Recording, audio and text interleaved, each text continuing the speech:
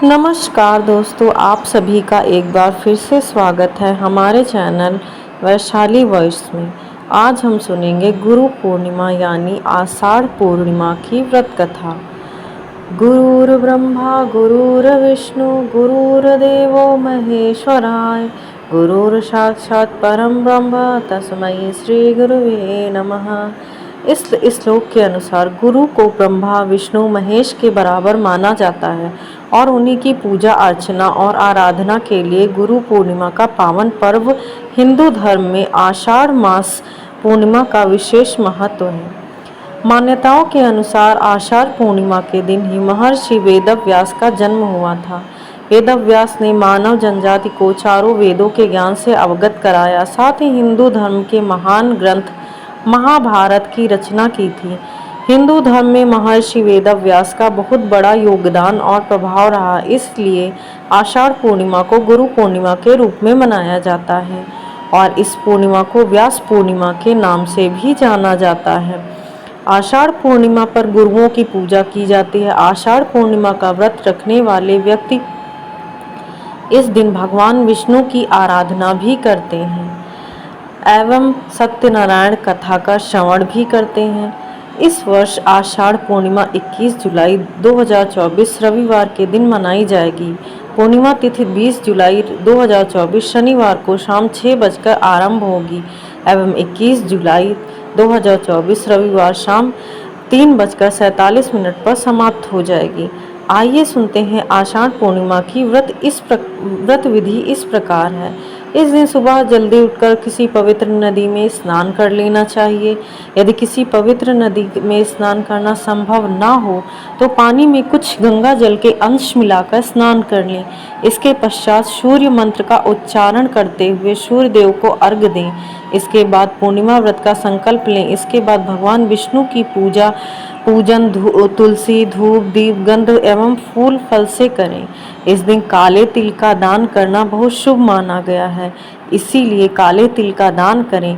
पूजा के दौरान सत्यनारायण कथा का पाठ एवं श्रवण करें। साथ ही इस दिन गरीब और ब्राह्मणों को भोजन कराने का विशेष पुण्य होता है, इसलिए यदि संभव हो तो ब्राह्मण एवं जरूरतमंद को भोजन जरूर कराएं। आइए सुनते हैं गुरु पूर्णिमा की व्रत कथा। पौराणिक कथा के अनुसार महर्षि वेदव्यास जी को भगवान विष्णु का अंश माना गया है। वेदव्यास जी की माता का नाम सत्यवती और पिता का नाम ऋषि पराशर था। वेदव्यास जी ने बचपन से ही आध्यात्म में रुचि रखी।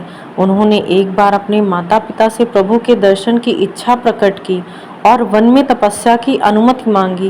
वेदव्यास जी की इस बात को सुनकर उनकी माता उन्हें वन जाने से मना कर दिया। माँ की इस बात को सुनकर वेदव्यास जी को वन में जाने की हठ करने लगे।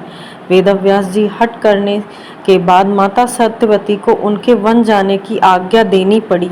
जब वेदव्यास जी वन की ओर जा रहे थे तब उनकी माता ने उनसे कहा, तुम्हें अपने घर की याद आए तो तुम वापस आ जाना। इस वचन को सुनकर वेदव्यास जी वन की तरफ चल दिए। वन में जाकर वेदव्यास जी कठोर तपस्या करने लगे। भगवान के आशीर्वाद से वेदव्यास जी को संस्कृत भाषा का ज्ञान हो गया। जब ऋषि वेदव्यास जी ने अपनी तपस्या पूरी कर ली थी, भगवान शिव ने उन्हें दर्शन देकर ब्रह्म ज्ञान का सार समझाया। इसके बाद भगवान शिव ने उन्हें वह ज्ञान मानव समाज तक पहुंचाने का जिम्मा दिया। तब ऋषि वेदव्यास जी ने अपने ज्ञान के आधार पर वेदों एवं गरुड़ ग्रंथों की रचना की। इसके बाद उन्होंने वेद महाभारत 18 पुराण एवं ब्रह्म सूत्र की रचना की। इसके बाद ऋषि वेदव्यास जी ने अन्य ऋषियों को ब्रह्म ज्ञान दिया। ऋषियों ने वेदव्यास जी को अपना प्रथम गुरु मानकर उनकी पूजा करने लगे। इसके बाद से ही गुरु शिष्य की परंपरा शुरू हो गई और आश्रम में शिक्षाएं दी जाने लगी। हालांकि गुरु पूर्णिमा का पर्व तो उस दिन से मनाना शुरू हो गया जब ऋषि वेदव्यास जी ने गणेश जी को महाभारत लिखने के लिए आग्रह किया। गणेश जी ने महाभारत लिखना शुरू करने से पहले आषाढ़ पूर्णिमा के दिन वेदव्यास जी को अपना गुरु मान लिया और उनकी पूजा अर्चना की। तो यह थी आज की कहानी। आपको यह कहानी कैसी लगी कमेंट करके ज़रूर बताएं। और ऐसे ही कहानियों के लिए हमारे चैनल को सब्सक्राइब करें। धन्यवाद।